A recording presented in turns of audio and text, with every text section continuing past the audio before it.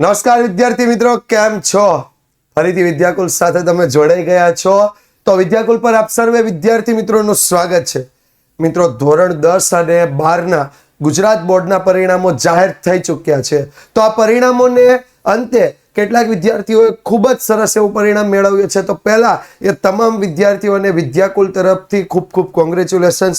બીજી એક સરસ વાત કરવા માટે જઈ રહ્યા છીએ કે જે વિદ્યાર્થીઓ કદાચ એકાદ બે વિષય માટે, એકાદ બે માર્ક્સ માટે અથવા તો થોડા માટે રહી ગયા છે, થોડા માટે એ પાસ નથી થઈ ચૂક્યા, તો એમના માટે ધોરણ 10ની પૂરક પરીક્ષાઓને લઈ અને ગુજરાત બોર્ડે આજે એક પરિપત્ર જાહેર કર્યો છે. એ પરિપત્ર વિશે હું તમને અહીંયા થોડીક માહિતી આપવા આવ્યો છું. તો વિદ્યાર્થી મિત્રો, જોઈએ ધોરણ 10ની પૂરક પરીક્ષાને લઈને આવ્યા મોટા સમાચાર, જેમાં ખાસ કરીને પહેલું આપ્યું છે કે 11/5 જે પરિપત્ર કરવામાં આવ્યો છે કે 1, 2 અથવા 3 વિષયમાં જે ધોરણ 10ના વિદ્યાર્થીઓ છે, 1, 2 અથવા 3 વિષયમાં જે પાસ નથી થયેલા, અનુત્તીર્ણ થયેલા છે, એમના માટે થઈ પૂરક પરીક્ષાનું આયોજન બોર્ડ કરવા જઈ રહ્યું છે. એ જે વિદ્યાર્થીઓ આ પરીક્ષા આપવાને લાયક હશે એમની એક યાદી બનાવી અને યાદી જે તે શાળાને મોકલી આપવામાં આવશે. એટલે તમે જે શાળામાંથી બોર્ડની પરીક્ષાનું ફોર્મ ભર્યું હોય ત્યાં એ યાદી મોકલી આપવામાં આવશે અને ત્યાં આચાર્યશ્રી તમારો કોન્ટેક્ટ કરી અને તમને એ પરીક્ષા આપી છે કે નહીં એમની માહિતી પૂછશે અને જો આપી હોય તો તમારે ત્યાં જઈ એક સાઇન કરી આવવાની છે. પરીક્ષાને લગતી જે કંઈ પણ ફી છે એ ફી ચૂકવી દેવાની છે અને બોર્ડ એ જે આચાર્યશ્રી છે એમની પાસેથી ઓનલાઈન માહિતી મેળવી લેશે અને એ રીતે તમે પરીક્ષા આપી શકશો. ત્યારબાદ આપણે આગળ વાત કરીએ તો જો ખાસ કરીને જે કાંઈ પણ માહિતી છે એ સ્કૂલ એસઆર એટલે સ્કૂલ રેકોર્ડ જે આપવામાં આવશે બોર્ડ દ્વારા, એના દ્વારા જ આ ફોર્મ ભરી શકાશે. વિદ્યાર્થી જાતે કોઈ એપ્લાય કરી શકશે નહીં. જે તે શાળામાં તમે પરીક્ષા આપી હતી ધોરણ 10ની, એટલે જ્યાંથી તમે ફોર્મ ભર્યું હતું એ શાળાનો જ તમારે કોન્ટેક્ટ કરવાનો રહેશે. બીજી ખાસ અગત્યની બાબત કે જે વિકલાંગ વિદ્યાર્થીઓ છે જેમને 20% માર્ક્સ એટલે કે 80માંથી 16 અને 20માંથી 4 માર્ક્સ હશે તો એ પાસ ગણાશે, જ્યારે જનરલ વિદ્યાર્થીઓ માટે આ રેશિયો 33% ગુણનો રહેશે.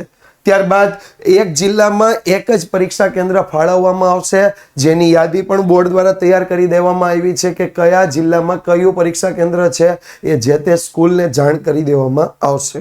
ત્યારબાદ એક અગત્યની બાબતની વાત કરીએ તો જે વિષયની પરીક્ષા તમે પૂરક પરીક્ષાઓ જે કંઈ પણ લીધેલી હશે એ પૂરક પરીક્ષાઓની જો પરીક્ષા આપવાની થાય તો એ શાળા કક્ષાએ જ લઈ લેવામાં આવશે અને ખાસ કરીને પૂરક પરીક્ષાનો કાર્યક્રમ, એની પ્રવેશિકા, પ્રશ્નપત્રનો સમય, એ આખું સમયપત્રક બોર્ડ દ્વારા બોર્ડની વેબસાઇટ પર હવે પછીની દિવસોમાં તારીખ, સમય અને વિષય સાથે જાહેર કરવામાં આવશે.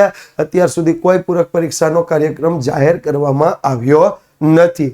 ત્યારબાદ જેણે માર્ચ 2024માં પરીક્ષા આપી ન હોય એવા વિદ્યાર્થીઓ પરીક્ષામાં ઉપસ્થિત થઈ શકશે નહીં. એટલે ટૂંકમાં તમે જો માર્ચ 2024માં પરીક્ષા આપી છે એમાં તમે ધોરણ 10માં 1, 2 કે 3 વિષયમાં ફેલ થયેલ છો તો જ તમે જુલાઈની પરીક્ષા આપી શકશો. ડાયરેક્ટ જુલાઈની પરીક્ષા આપી શકશો નહીં.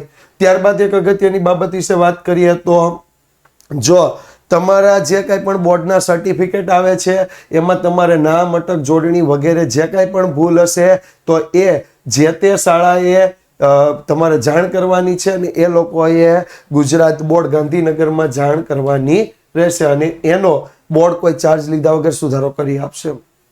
ત્યારબાદ એક ખાસ બાબત આપી છે કે જે વિદ્યાર્થીઓ ગેરહાજર છે એમના વિષયની સામે એવો અને જે વિદ્યાર્થીઓ પહેલેથી પાસ થઈ ગયા છે એમની સામે 100 આપવામાં આવશે.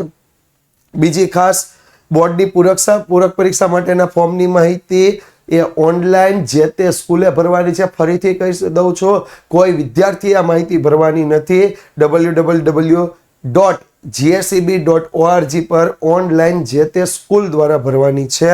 એનું જે અભ્યાસની ફી પણ છે એ પણ સ્કૂલ દ્વારા ઓનલાઈન જ ચૂકવણી કરવાની થશે.